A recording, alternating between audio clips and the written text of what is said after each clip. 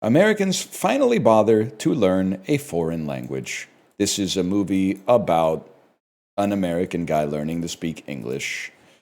And it also, slow down, you're talking in circles. Bitch, I'm evolved, try to keep up. Yo, it's Arrival!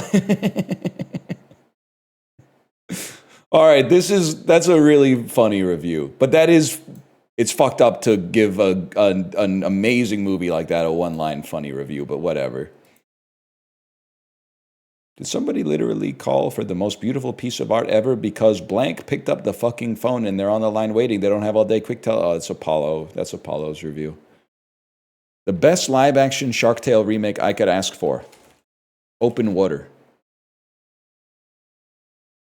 Jaws.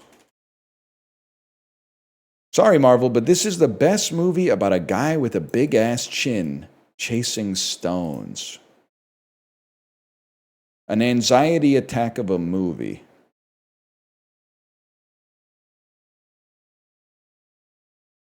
Am I crazy to say that this could be Uncut Gems? I don't think, but Adam Sandler's chin is not that big. It's a completely normal chin, man. It's huge. He's got a normal chin. He's just a normal guy. 52% audience ratings. You literally are. Some people are worse than other people at being alive. And they're all on Rotten Tomatoes. 52% is so fucking insane.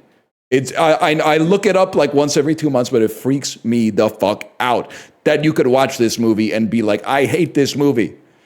I know we've done this before,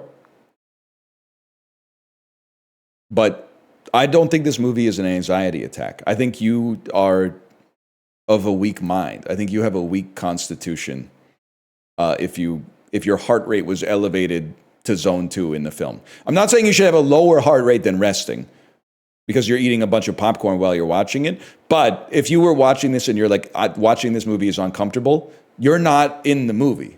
You're watching the movie. It's okay. Nothing bad is going to happen to you. You're just watching a film. What if you're high? If you're high, I can see you freaking the fuck out. What did I miss? It was just people yelling for 90 minutes? Okay, first off, the movie is at least 105 minutes long. Secondly, it's the worst criticism of a film I've ever seen in my entire life. You literally sound like the people on Common Sense Media that were like, they took a shortcut by just using the F word a lot. What happened to good writing that doesn't have to swear? That's not a criticism. That's an observation, devoid of judgment. You have a problem. Keep typing. Defend yourself. Move on. No, this movie it's one of the best. I guess it's not, we did this before. It's not a 2020s movie. It's a 2010s movie. It's one of the best movies of the 2010s. It's okay. Okay, literally your favorite movie is probably a Spider-Verse or Puss in Boots. I don't need to treat you like you're a real human being. We did that already. We tried that and it just empowered you and it emboldened you to spread your awful film takes all over the internet. And now I have to live my life surrounded by people who are in their late 20s who have the film tastes of like a 14-year-old. And it's pissing me the fuck off. Oh, the movie made me feel uncomfortable. It's art, bitch! It's fucking art! That's what it's for! I'm gonna fucking explode! Martin Scorsese been real quiet since this dropped.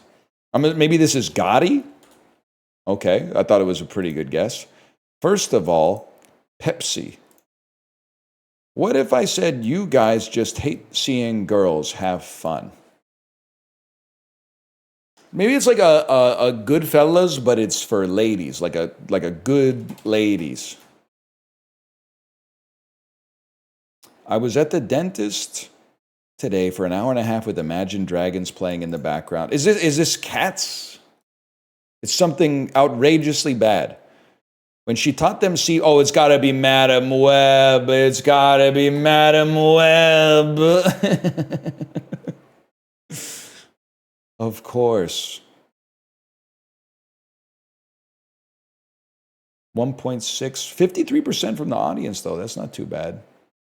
Divas in long dresses gossiping with each other, trying to snatch a win. This is basically RuPaul's Drag Race. It's Conclave, and it's my least favorite type of review of movies that are good. It's the reason that Letterboxd is not as bad as IMDb, because at least on Letterboxd, people seem to recognize good movies when they see them, except for Revenge of the Sith, which is good, but is somehow in great territory. But IMDb is much worse, because people will leave like an 8-paragraph review that gives the first Suicide Squad like a 9 out of 10.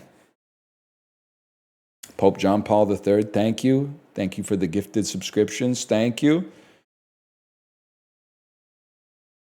It also wouldn't be that bad if at least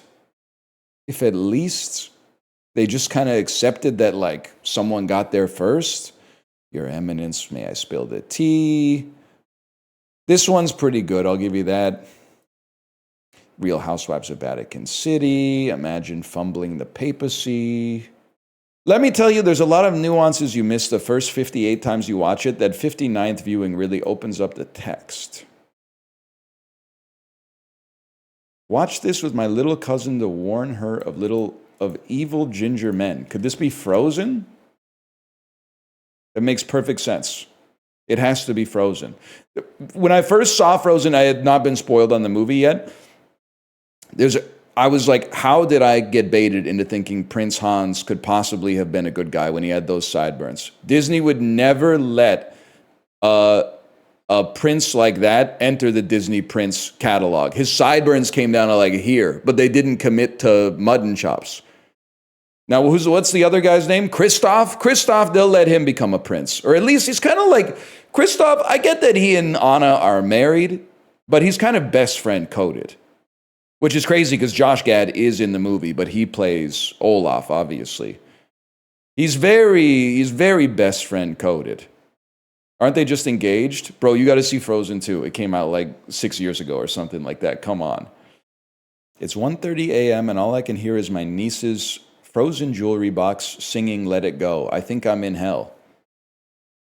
Well, just get up and close the music box, man. Just get up and close the music box.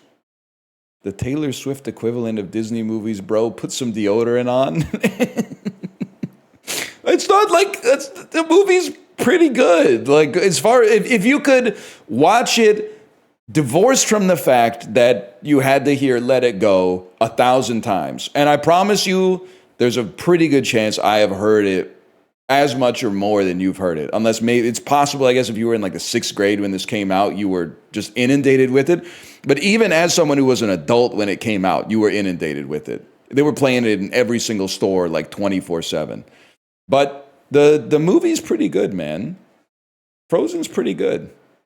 If anything, one of the great things about K-pop Demon Hunters is that the songs kind of like finally pushed Frozen off the fucking mountaintop, man. And maybe we'll be so lucky that something will come along and push those songs off the mountain as well.